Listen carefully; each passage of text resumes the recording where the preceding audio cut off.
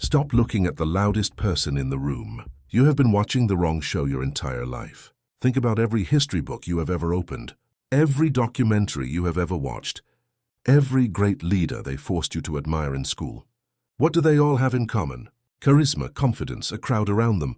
They were the ones who spoke the loudest, shook the most hands, smiled the widest.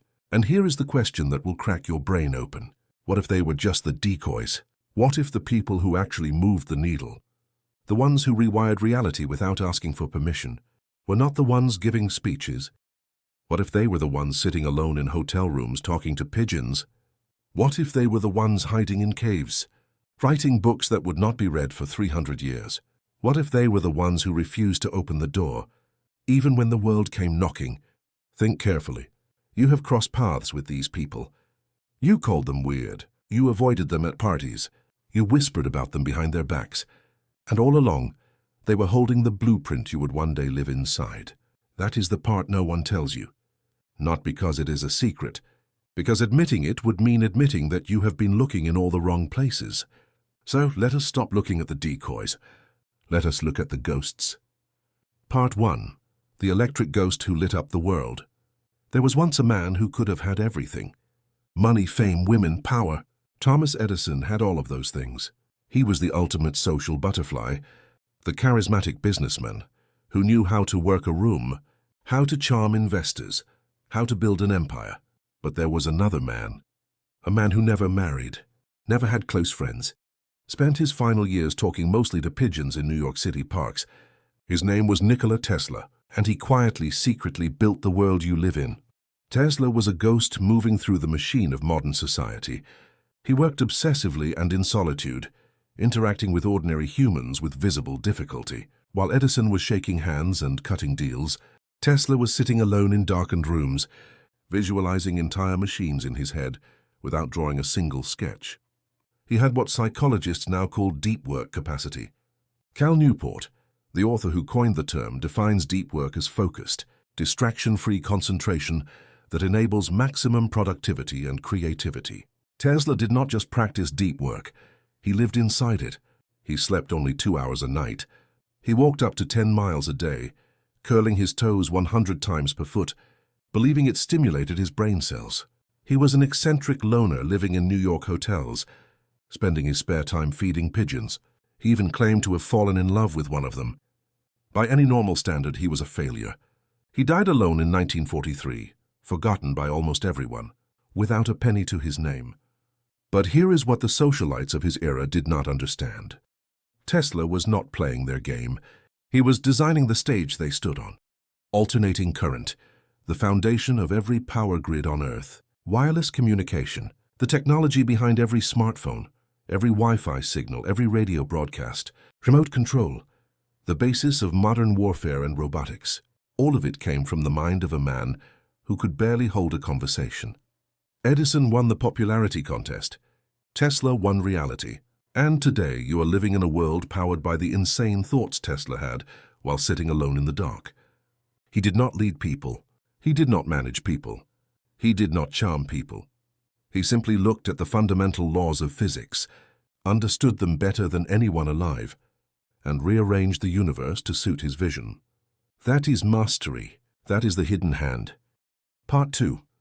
The blood-soaked philosophy of the lone Ronin.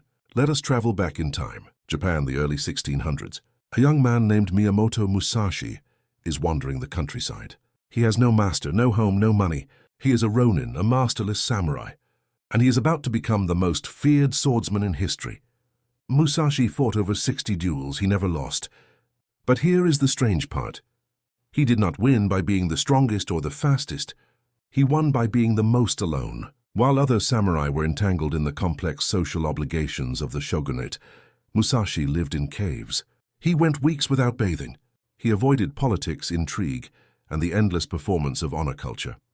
He had nothing to prove to anyone, and that made him dangerous. Musashi realized something that most people never understand.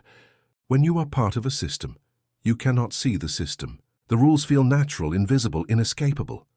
But when you step outside the system, even for a moment, the rules look ridiculous. You start to see the gaps, the weaknesses, the blind spots.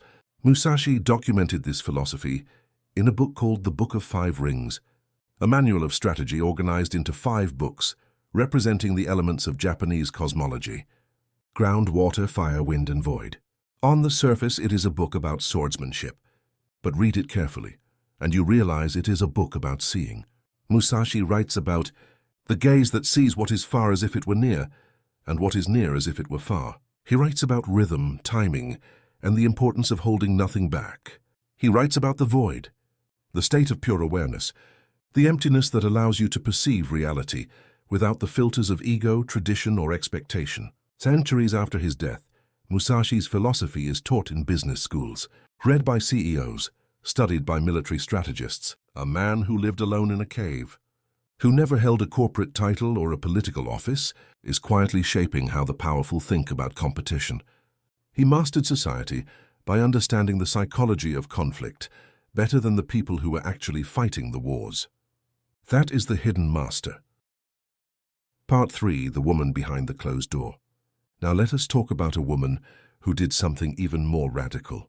Emily Dickinson spent the last 15 years of her life in almost total physical isolation.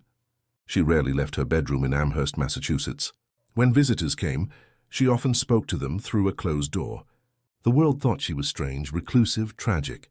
They did not understand that she was not hiding from life. She was going deeper into it than anyone else dared. For Dickinson, solitude was not a prison. It was a sanctuary, a feminist act of independence that gave her the mental and literal space to write. Isolation proved a guard against rigid social expectations, especially those imposed on women, which would have restrained her poetic craft.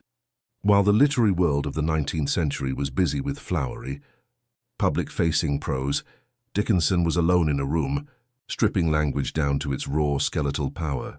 She ignored the rules of poetry because she did not have to please an audience. She was not writing for fame. She was not writing for money. She was writing for truth. And the truth she found was terrifying and beautiful. "The brain is wider than the sky," she wrote.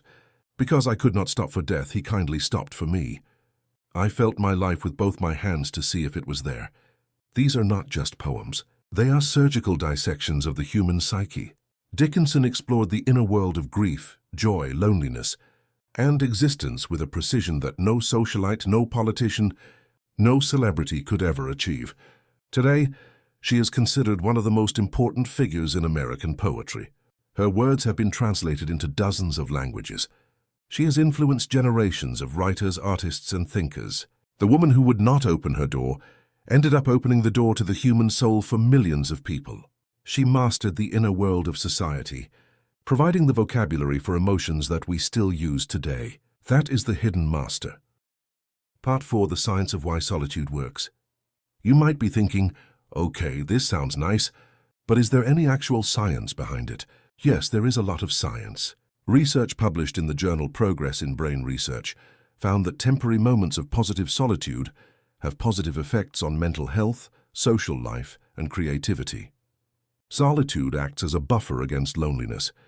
Here is how it works. When you are alone, your brain activates something called the default mode network. This is the system responsible for mind-wandering, introspection, and the integration of past experiences. In simple terms, boredom forces the mind inward, and when the mind goes inward, creativity flourishes. Sometimes science gets an accidental gift. In 2020, France entered a strict 55-day COVID-19 lockdown. People were forced to stay home. Social contact was severely restricted. A team led by Maxence Mercier at the University of Paris saw an opportunity. They surveyed over 1,200 French adults to measure changes in everyday creativity. Things like coming up with new ideas, solving problems in novel ways, and finding practical solutions to daily challenges. The results were striking. There was a significant increase in everyday creativity during the lockdown. But here is the part that matters most. People who were less creative before the lockdown experienced the biggest boosts. Solitude did not just help the already creative. It unlocked something in people who had never accessed it before. The researchers acknowledged that for some people, lockdowns had negative consequences for mental and physical health. But the effect of isolated time on creativity was unmistakably positive. This is not ancient history. This is 2020. The science is settled. Solitude, when chosen, makes the mind more creative. What about people who simply do not enjoy socializing? Are they doomed? A study led by Bowker at the University at Buffalo, published in Personality and Individual Differences, looked at 295 undergraduate students classified as unsociable, people who did not feel anxious in social situations but simply did not seek them out. The finding was clear. For unsociable people, solitude not only failed to harm their well-being, it made them more creative. This is not a defect. This is a cognitive style. Some brains are wired to do their best work alone. The social world pathologizes this. It calls it avoidance, withdrawal, antisocial behavior. The science calls it a feature, not a bug. Psychologists call this the deep work advantage. When you remove social distractions, you free up cognitive resources for complex problem-solving and innovation. But there is a deeper layer here. Solitude does not just make you more creative. It makes you more autonomous. A 2023 study published in Scientific Reports found that on days when participants chose to spend more time alone, they felt less controlled or pressured to behave in certain ways. They felt more like themselves. And here is the kicker. These benefits were cumulative. The more time people spent alone over the course of 3 weeks, the less stressed they were, and the higher they scored on measures of personal freedom. So the loner is not just a tragic figure. The loner is a psychological outlier, someone who has trained their mind to find freedom in silence, clarity in boredom, and power in isolation. Part 5. The 4 Secrets of the Hidden Master. Let us distill this down. What makes a hidden master? After looking at Tesla, Musashi, and Dickinson, a pattern emerges. 4 specific qualities that loners cultivate without even realizing it. First, objective observation. When you are not part of the system, you can see the system. Loners watch the social world like anthropologists studying a foreign tribe. They notice the rituals, the hierarchies, the unspoken rules. They see the insecurities driving the loudest voices. They understand that most social behavior is performance, not reality. This distance gives them a massive strategic advantage. They are not fooled by appearances. They are not manipulated by peer pressure. They see the matrix for what it is. Second, deep work. Socializing is expensive. It consumes time, energy, and cognitive bandwidth. Loners redirect that energy inward. They spend hours, sometimes days, in concentrated focus on a single problem. Tesla visualized entire inventions in his head. Musashi meditated on strategy while living in caves. Dickinson sat in her room for years, refining her craft. The modern world calls this productivity. But it is actually something deeper. It is the ability to enter a flow state where time disappears and the mind operates at full capacity. This is why Cal Newport calls deep work a superpower in our new economy. It is rare, valuable, and increasingly difficult to achieve in a world of constant notifications. Third, immunity to trends. Here is something most people never consider. Trends are not chosen, they are inherited. You wake up one day wearing certain clothes, using certain slang, holding certain beliefs, and you never stop to ask why. Loners do not have this problem because they do not care about fitting in. They are immune to the gravitational pull of social approval. They can look at a trend and ask the dangerous question, is this actually good, or is everyone just pretending? That question is the seed of every revolution. Fourth, the long game. Social animals play the short game. They chase immediate rewards. Loners play the long game.